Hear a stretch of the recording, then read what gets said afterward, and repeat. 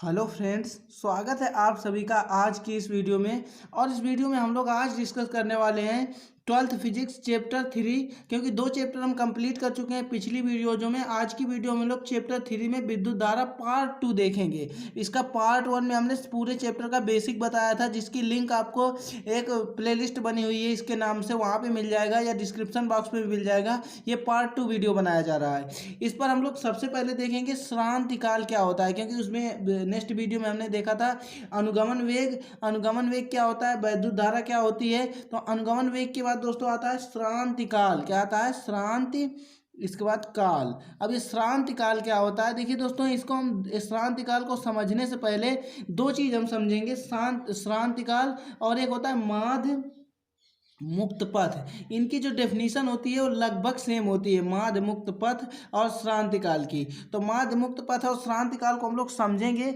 बहुत ही easy way में समझेंगे, हालांकि तुरंत समझ में आ जाएगा, कोई दिक्कत नहीं है। बस आप इस वीडियो को अंत तक देखते रहिए। और यार, अगर आप चाहते हो ना कि मैथ एंड फिजिक्स की मैं आपको इसी प्रकार प्रिपेयरिंग करवाऊँ, तो आप प्लीज़ वीडियो को जल्दी शेयर कर दीजिए जितने भी आपके फ्रेंड हो, तो वो इस लाइव सेशन पे आप अटेंड कर सकें और आ जाएँ और वो भी जुड़ें और इसका फ़ायदा उठा सकें। तो जल्दी शेयर कीजिए, जितने भी ग्रुप हों आपके पास, जितने भी नंबर्स हों, शेयर कर दीजिए। और फिर आइए जल्दी जल्दी शेयर कीजिए, फिर हम लोग पढ़ाना स्टार्ट करते हैं। थोड़ा सा तो यार आप भी मेहनत कर सकते हो। देखिए, हम सब लोग सब कुछ करते हैं आपके लिए, इतनी मेहनत करते हैं, बट आप शेयर करने में बहुत सारी कंजूसी करते हैं। जल्दी शेयर कीजिए। तो देखिए दोस्तों, शेयर कर दिया आपने, मुझे कमेंट करके बताइए किसने किसने शेयर किया, और इसका अपना जल्दी से अपना नेम और कमेंट करके बताइए मैंने शेयर किया। ठीक है, ये लिखिए भी कमेंट बॉक्स में।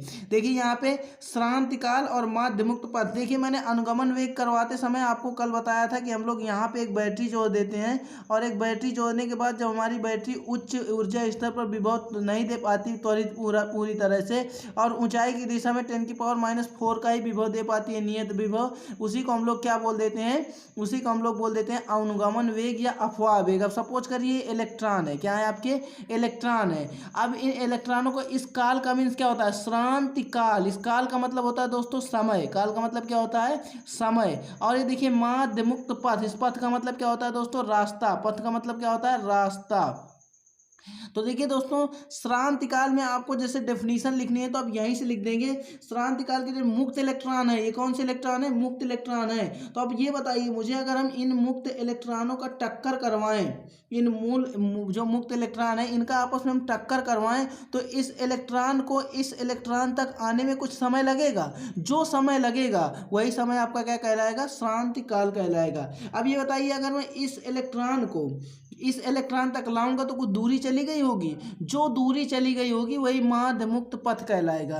देखिए दोस्तों, जब हम किसी धन आयनों को आपस में टकराते हैं तो टकराने में जो समय लगता है उसे श्रांति काल कहते हैं, और जो चलकर दूरी, जो चल करके इलेक्ट्रॉन आते हैं और आपस में टकराते हैं, वो जो चलने की दूरी होती है उसको हम लोग माध्य मुक्त पथ कहते हैं। ठीक है, तो देखिए, अब अगर हमें श्रांति काल और माध्य मुक्त पथ याद करने में प्रॉब्लम जाती है तो श्रांति काल, काल का मीन्स होता है समय, और माध्य मुक्त पथ के इलेक्ट्रॉनों के टकराने पर, मुक्त इलेक्ट्रॉनों के टकराने पर जो भी चली गई दूरी है उसे हम लोग बोलते हैं माध्य मुक्त पथ। और श्रांति काल बोलते हैं इलेक्ट्रॉनों को समय लगता है, उसे हम लोग श्रांति काल बोलते हैं। तो अगर डाउट नोट पर होगा फिजिक्स, केमिस्ट्री, मैथ, बायोलॉजी सभी डाउट का सफाया। उसके लिए आपको करना क्या है, अपने क्वेश्चन की फ़ोटो खींचना है और क्रॉप करके भेज देना है। 3 सेकंड के अंदर आपका वीडियो सोल्यूशन आपके सामने होगा।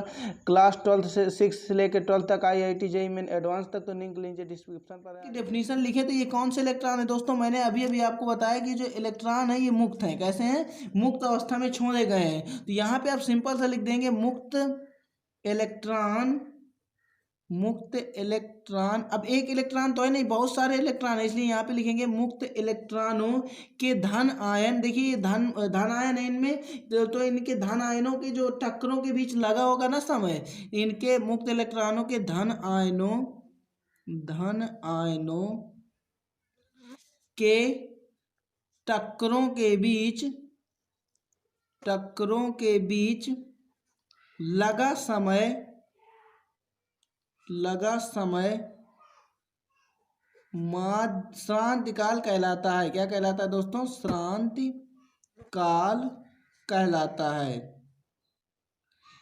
अब मुझे कमेंट करके ये बताइए कि किसे ये डेफिनीशन नहीं समझ में आई, कौन सा ऐसा बंदा है या बंदी है जिसे ये डेफिनीशन समझ में नहीं आई, मुझे ज़रा कमेंट करके बताइए। मैंने आपको बताया, मैंने कल बताया था कि एक बैटरी में हम लोग कुछ बैटरी जो होती है, अगर हमें एलईडी जलाना है बैटरी से, तो हम बैटरी में प्लस माइनस जो होता है बैटरी का, उसके प्लस माइनस से तार को मतलब बांध देते हैं, और उस बल्ब में तार को, तो जितने ये इलेक्ट्रॉन स्पीड से फ्लो करती है बैटरी हमारी, उतनी ही तेज हमारी एलईडी जलती है। और यहाँ से जैसे कि करंट जा रहा है, तो करंट किसके माध्यम से जाता है, इलेक्ट्रॉनों के माध्यम से जाता है। अगर इलेक्ट्रॉन ना हो तो करंट जाएगा ही नहीं, तो इलेक्ट्रॉनों के माध्यम से जाता है। वो इलेक्ट्रॉन कैसे होते हैं, मुक्त अवस्था में होते हैं। अब मैंने बताया कि इन मुक्त अवस्था में अगर इन इलेक्ट्रॉन है, सपोज करिए इन इलेक्ट्रॉनों को हमें आपस में टकराना है, तो जैसे कि एक इलेक्ट्रॉन यहाँ है और एक इलेक्ट्रॉन यहाँ है, तो जब इन इलेक्ट्रॉनों को पास में लाया जाएगा तो कुछ समय तो लगेगा दोस्तों। तो जो इन मुक्त इलेक्ट्रॉनों के टकराने का समय लगेगा उसे हम लोग बोलेंगे श्रांतिकाल, और जो इनके बीच में टकराने के लिए चली गई दूरी होगी उसे बोलेंगे माध्य मुक्त पथ। तो माध्य मुक्त पथ की आप डेफिनेशन लिखेंगे, मुक्त इलेक्ट्रॉनों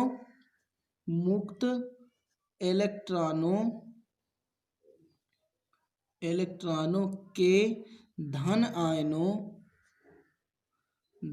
आयनों, कॉपी पेन लेकर बैठा करिए, आयनों के मध्य चली गई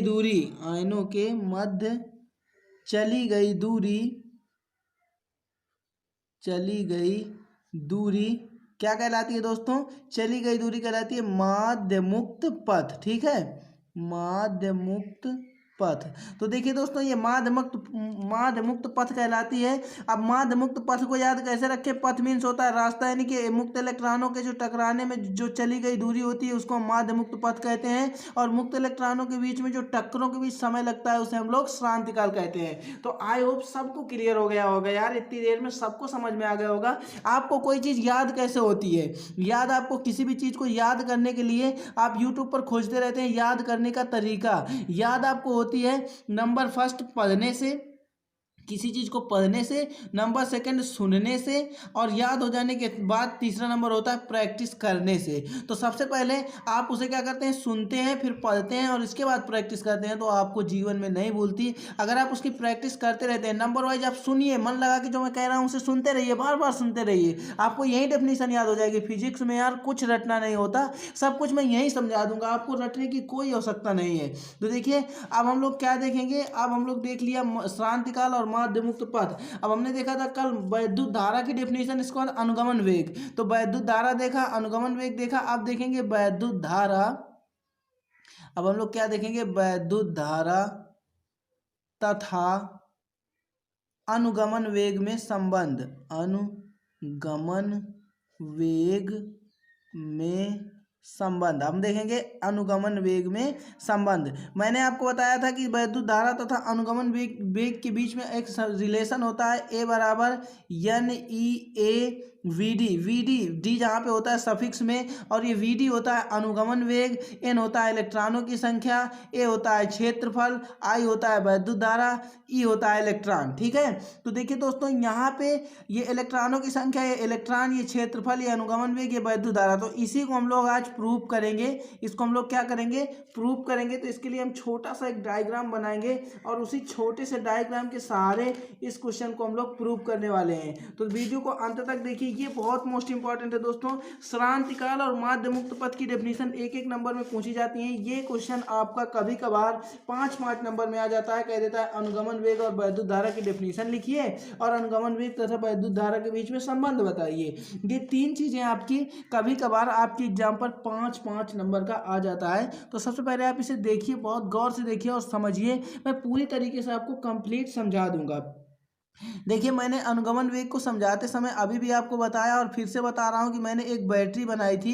एक बैटरी बनाने के बाद मैंने उससे एक तार ऐड किया था और उसके लिए कुछ इलेक्ट्रॉनों को मैंने एब्जॉर्ब करने के लिए जगह छोड़ी थी। तो देखिए दोस्तों यहाँ पे मैंने क्या करूँगा, यहाँ पे मैं एक बैटरी लूँगा और ये प्लस रहेगा बैटरी का, माइनस बड़ा वाला हमेशा प्लस रहता है और छोटा वाला हमेशा माइनस रहता है, इतना कर दूँगा। इसके बाद यहाँ पर मैं बनाऊँगा एक ऐसे और एक ऐसे और इनको आपस में मिला लगा दूंगा, ये इलेक्ट्रॉनों के एब्जॉर्ब करने के लिए हो जाएगा। तो यहाँ सपोज करिए एक इलेक्ट्रॉन है ऐसे जा रहा है, और यहाँ से हमारा एक इलेक्ट्रॉन है जो ऐसे जा रहा है, यहाँ से हमारा एक इलेक्ट्रॉन ऐसे जाएगा, और यहाँ से हमारा एक इलेक्ट्रॉन ऐसे जाएगा। अब दोस्तों मैं आपको एक बात बता देना चाहता हूँ कि देखिए दोस्तों, आपको पता होगा कि ये यहाँ पे कुछ क्षेत्रफल भी होगा। इनके सिरों का क्षेत्रफल क्या होता है, ए होता है इनके सिरों का क्षेत्रफल। अब इसमें जो अनुगमन वेग बह रहा होगा वो कितना होगा, वी होगा।